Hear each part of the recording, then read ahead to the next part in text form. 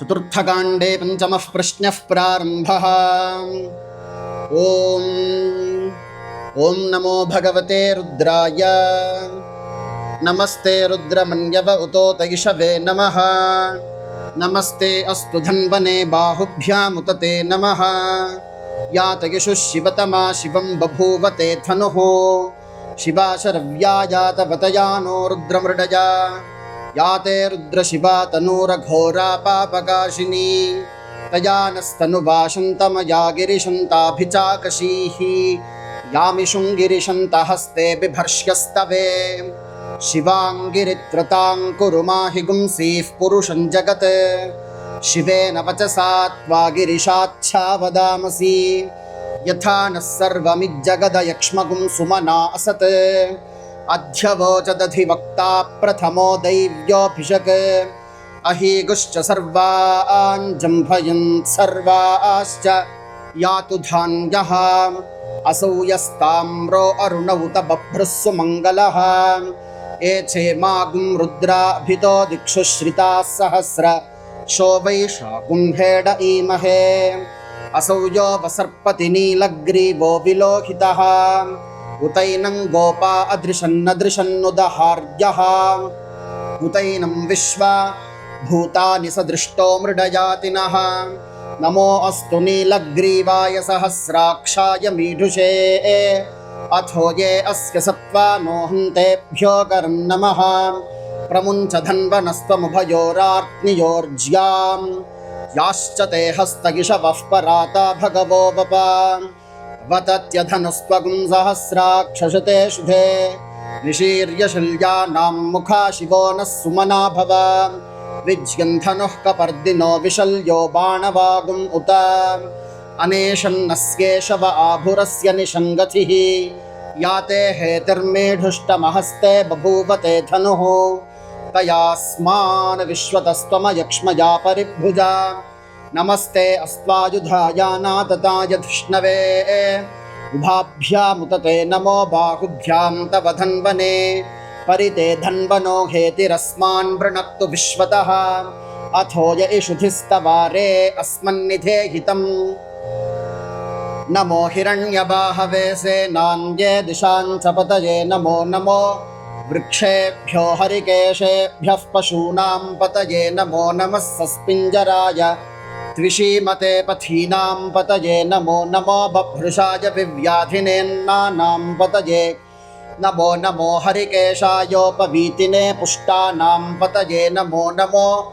भवस्य हेत्यै जगतां पतये नमो नमो। रुद्राया तताविने क्षेत्राणां पतये नमो नमः। सूताय हन्त्याय वनानां पतये नमो नमो। रोहिताय स्थपतये वृक्षाणां पतये नमो नमो। मन्त्रिणे वाणिजाय कक्षाणां पतये नमो नमो। भुवन्तये वारिवस्कृताय औषधीनां पतये नमो नमः। उच्चैर्घोषायाक्रन्दयते पत्तीनां पतये नमो नमः। कृत्स्नवीताय धावते सत्त्वनां पतये नमः। नमः सहमानाय निव्याधिन आव्याधिनीनां पतये नमो नमः। ककुभाय निषङ्गिणे स्तेनानां पतये नमो नमो। निषङ्गिण इषुधिमते तस्कराणां पतये नमो नमो। वञ्चते परिवञ्चते स्तायूनां पतये नमो नमो। निचेरवे परिचरायारण्यानां पतये नमो नमः। सृगाभिभ्यो जिघागुंसद्भ्यो मुष्णतां पतये नमो नमो। सिमद्भ्यो नक्तञ्चरद्भ्यः प्रकृन्तानां पतये नमो नमः। उष्णीषिणे गिरिचराय कुलुञ्चानां पतये नमो नमः। इषुमद्भ्यो धन्वाविभ्यश्च वो नमो नमः। आतन्वानेभ्यः प्रतिदधानेभ्यश्च वो नमो नमः। आयच्छद्भ्यो विसृजद्भ्यश्च वो नमो नमोऽस्यद्भ्यो विद्यद्भ्यश्च वो नमो नमः। आसीनेभ्यः शयानेभ्यश्च वो नमो नमः। स्वपद्भ्यो जाग्रद्भ्यश्च वो नमो नमस्तिष्ठद्भ्यो धावद्भ्यश्च वो नमो नमः। सभाभ्यः सभापतिभ्यश्च वो नमो नमो। अश्वेभ्योऽश्वपतिभ्यश्च वो नमः। नम आव्याधिनीभ्यो विविध्यन्तेभ्यश्च वो नमो नमः। उगणाभ्यस्तृगुंहतीभ्यश्च वो नमो नमो। गृत्सेभ्यो गृत्सपतिभ्यश्च वो नमो नमो व्रातेभ्यो व्रातपतिभ्यश्च वो नमो नमो गणेभ्यो गणपतिभ्यश्च वो नमो नमो विरूपेभ्यो विश्वरूपेभ्यश्च वो नमो नमो महद्भ्यः क्षुल्लकेभ्यश्च वो नमो नमो रथिभ्यो रथेभ्यश्च वो नमो नमो रथेभ्यो रथपतिभ्यश्च वो नमो नमः सेनाभ्यः सेनाभ्यश्च वो नमो नमः क्षत्रुभ्यः संग्रहीतृभ्यश्च वो नमो नमस्तक्षभ्यो रथकारेभ्यश्च वो नमो नमः कुलालेभ्यः कर्मारेभ्यश्च वो नमो नमः पुञ्जिष्टेभ्यो निषादेभ्यश्च वो नमो नमः यशुकृभ्यो धन्वकृद्भ्यश्च वो नमो नमो मृगजुभ्यश्वनिभ्यश्च वो नमो नमश्वभ्यश्वपतिभ्यश्च वो नमः नमो भवाय च रुद्राय च नमः शर्वाय च पशुपतये च नमो नीलग्रीवाय च श्रुतिकण्ठाय च नमः कपर्दिने च व्युक्तकेशाय च नमः सहस्राक्षाय च शतधन्वने च नमो गिरिशाय च शिपिविष्टाय च नमो मीढुष्टमाय चेषुमते च नमो ह्रस्वाय च वामनाय च नमो बृहते च वर्षीयसे च नमो वृद्धाय च संवृद्धने च नमो अग्र्याय च प्रथमाय च नम आशवे च जिराय च नमः शीघ्र्याय च शीभ्याय च नम ऊर्म्याय च वस्वन्याय च नमः स्रोतस्याय च द्वीप्याय च नमो ज्येष्ठाय च कनिष्ठाय च नमः पूर्वजाय च परजाय च नमो मध्यमाय च पगल्भाय च नमो जघन्याय च बुध्नियाय च नमः सौभ्याय च प्रतिसर्याय च नमो याम्याय च क्षेम्याय च नम उर्वर्याय च खल्याय च नमः श्लोक्याय च वसान्याय च नमो पन्याय च कक्ष्याय च नमः श्रवाय च प्रतिश्रवाय च नम आशुषेणाय च आशुरथाय च नमः शूराय च वभिन्दते च नमो पर्मिणे च वरूथिने च नमो बिल्मिने च कवचिने च नमः श्रुताय च श्रुतसेनाय च नमो दुन्दुभ्याय च हनन्याय च नमो धृष्णवे च प्रमृषाय च नमो दूताय च प्रहिताय च नमो निषङ्गिणे च शुधिमते च नमस्तीक्ष्णेशवे च युधिने च नमः स्वायुधाय च सुधन्वने च नमः श्रुत्याय च पथ्याय च नमः काट्याय च नीप्याय च नमः सूद्याय च सरस्याय च नमो नाद्याय च वैशन्ताय च नमः कूप्याय च वृत्याय च नमो वर्ष्याय च वर्ष्याय च नमो मेघ्याय च विद्युत्याय च नम ईन्द्रियाय च तप्याय च नमो वात्याय च रेश्म्याय च नमो वास्तव्याय च वास्तुपाय च नमः सोमाय च रुद्राय च नमस्ताम्राय च अरुणाय च नमः शङ्गाय च पशुपतये च नम उग्राय च भीमाय च नमो अग्रे वधाय च दूरे वधाय च नमो हन्त्रे च हनीयसे च नमो वृक्षेभ्यो हरिकेशेभ्यो नमस्ताराय नमः शम्भवे च मयो भवे च नमः शङ्कराय च मयस्कराय च नमः शिवाय च शिवतराय च नमस्तीर्थ्याय च कूल्याय च नमः पार्याय च वार्याय च नमः प्रतरणाय चोत्तरणाय च नम आतार्याय च लाद्याय च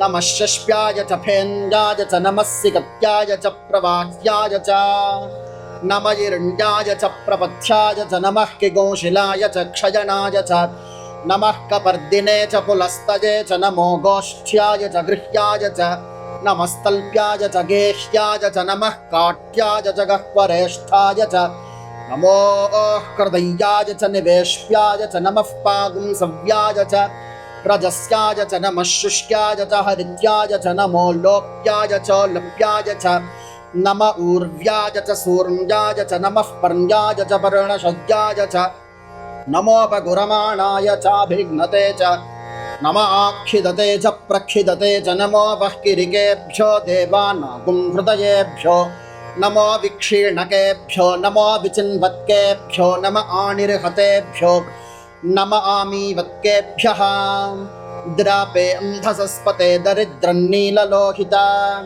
येषां पुरुषाणामेषां पशूनां माभेर्मा रोमो येषां किञ्चनाममत् याते रुद्रशिवा तनोः शिवा विश्वाः भेषजी शिवारुद्रस्य भेषजीतया नो मृडजीवसे इमागुं रुद्राय तवसे कपर्दिने क्षयद्वीराय प्रभरामहे मतिं यथा नः शमसद्विपदे चतुष्पदे विश्वं पुष्टं ग्रामे अस्मिन्ननातुरम् मृडानो रुद्रोतनो मयस्कृति क्षयद्वीराय नमसा विधेमते यच्छञ्चयोश्च मनुरायजे पिता तदश्याम तव रुद्रप्रणीतौ मानो महान्तमुत मानो अर्भकं मान उक्षन्तमुत मान उक्षितम् मानोऽवधीः पितरं मोत मातरं प्रियामानस्तनुवो रुद्ररीरिषः मानस्तोकेतनये मान आयुषि मानो गोषु मानो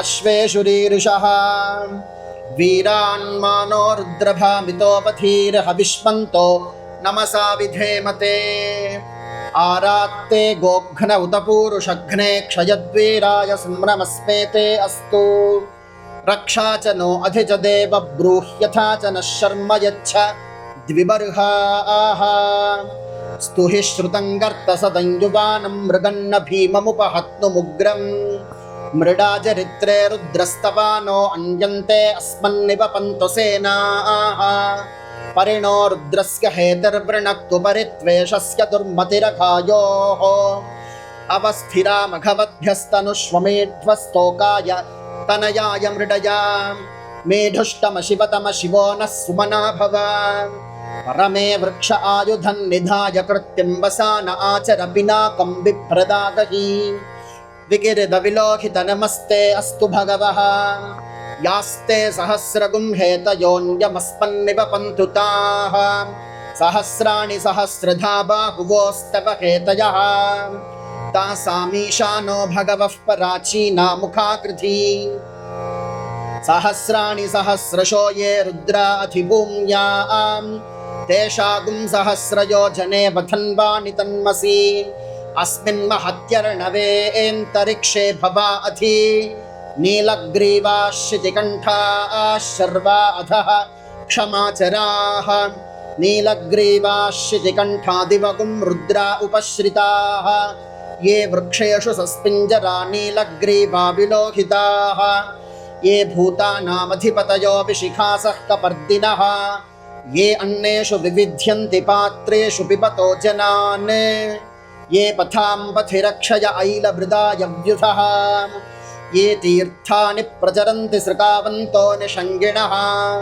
य एतावन्तश्च भूयागुंसश्च दिशो रुद्रावितस्थिरे तेषागुं सहस्रयोजने बधन्वानि तन्मसि नमो रुद्रेभ्यो ये पृथिव्यां ये अन्तरिक्षे ये दिवि येषामन्नं वातो वर्षमिषवस्तेभ्यो दश प्राचीर्दश दक्षिणा दश प्रतीचीर्दशोदीचीर्दशोर्ध्वा स्तेभ्यो नमस्ते नो मृडयन्तु ते यन्द्विष्मो यश्च नो द्वेष्टितं भोजम्भे दधामि। चतुर्थकाण्डे पञ्चमः प्रश्नः समाप्तः। ओ